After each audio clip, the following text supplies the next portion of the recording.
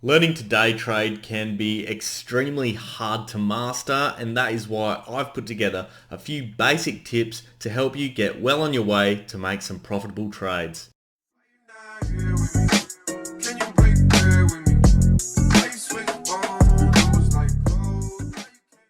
How's it going, guys? Ryan here with another episode of my trading guide, and today we're talking about how to increase your profitable trades and how to overall make more successful trades than unsuccessful trades. But before we get started, as always, guys, please remember to subscribe if you haven't to keep up to date with all the latest content, and like this comment if you enjoy the video. And remember, please comment any questions or queries down below. So with that, let's get straight into it. And today, as I mentioned, we're talking about how to make more profitable day trades on a consecutive basis. And I've put together 4 tips which I use myself and have helped me to make a lot more profitable trades as I've experienced my day trading in the Australian Stock Exchange.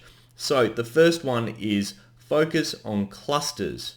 So you don't want to be looking for individual signals. You don't want to be looking for individual patterns. Effectively, what you want to be doing is looking for a combination of multiple signals and patterns before you make an entry into a stock. So I typically tend to go for 3 sort of signals that indicate to me that a stock is going to increase in value in the short term. So let me give you an example. In a stock that is currently increasing in value, typically what you'll be looking for is hopefully breakout patterns and that sort of thing. So what you could do is combine a flag pattern. So let's say that's the first thing you've spotted. You see a stock chart, you can see a flag pattern forming, and you're like, great, that is a bullish indicator. And you can see that over time, the stock price is constantly testing the upper range and making higher highs and higher lows.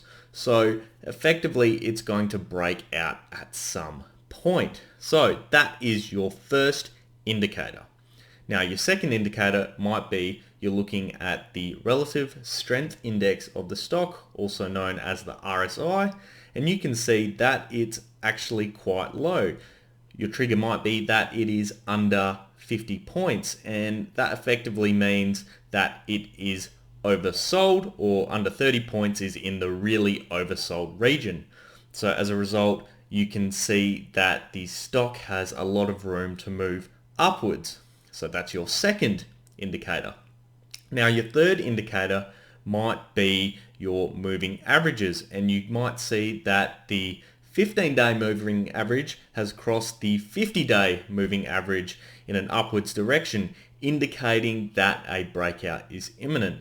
And effectively then what you have is 3 different indicators which say, hey, this stock is likely to increase in value in the short term. Take an entry position now, or when you feel is adequate, and likely more than not you're going to have a successful trade as the stock is going to increase in value. Now this sort of leads into my second tip, and that is to combine fundamental analysis with technical analysis. And the reason for doing this is because technical analysis is great. You can look at the numbers and you can see, yes, a breakout's going to occur, or there's a high potential that a breakout's going to occur. But what fundamental analysis does is it alerts the entire market that an event is occurring that is going to influence the stock price significantly. So for instance, you might see that, in 2 weeks' time, we're expecting drill results for a stock.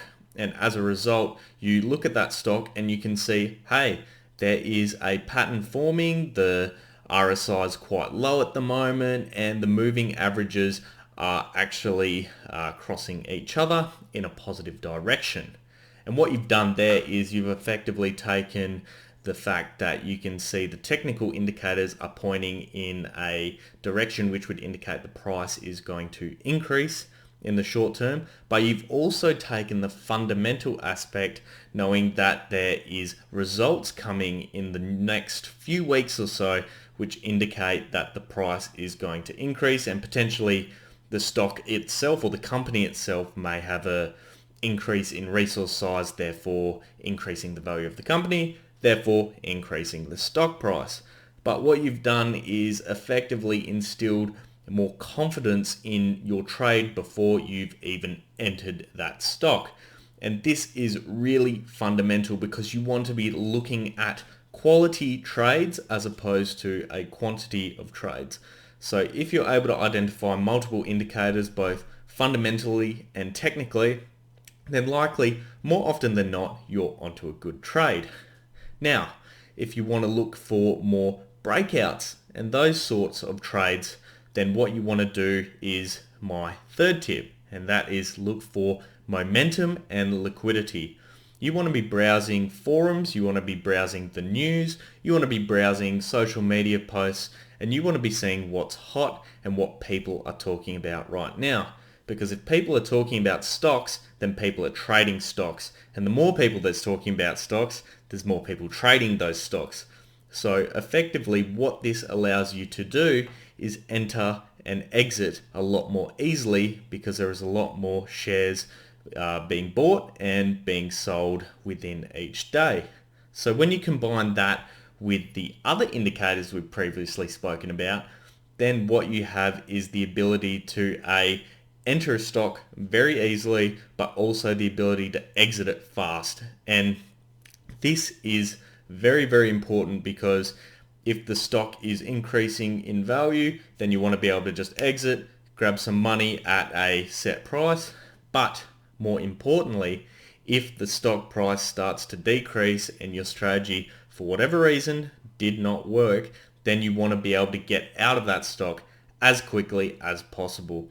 So effectively making sure there's enough liquidity there means that you have a lesser chance of losing a lot more money if a stock starts decreasing in value, because you can get out a lot easier and a lot quicker. Now, moving on to number 4, and I briefly have mentioned this, and this is focusing on quality, not quantity. But more importantly, when you're day trading, in particular when you start day trading, don't focus on the profits. That is not what you want to concern yourself with. What you want to focus on is the percentages. So you want to focus on the percentage gains and the percentage losses that you're making on each trade. So effectively what you're aiming for is having high percentage gains, or majority of your trades being a green or a profitable trade. And when you do happen to make losses, you want that percentage of your loss to be extremely low. So for instance, if you made 5% profit trades and you made 10% profit loss, then at the end of the day, you have made 5 out of 6 correct trades at the end of the day. Even if the profitability of those trades is low, and even potentially that loss may exceed the value of all those profits you've made, what you're doing is educating yourself and being able to pick more often than not the better trades against the worst trades. And overall, you'll become a better trader over time because you'll be able to understand what stocks you need to buy and what stocks you need to avoid, and what patterns work, what indicators work, and those that don't work for you. You need to remember trading, in particular day trading, is a very fickle thing, and some strategies work for some people and some strategies don't work for some people. So you really need to find what is suited to you. And that wraps up today's video, guys. Please let me know in the comments what your favorite strategy to use is when you are day trading. If you enjoyed this video, please remember to leave a like and subscribe for future content. And with that, guys, have an awesome day, and I'll see you next time. Cheers.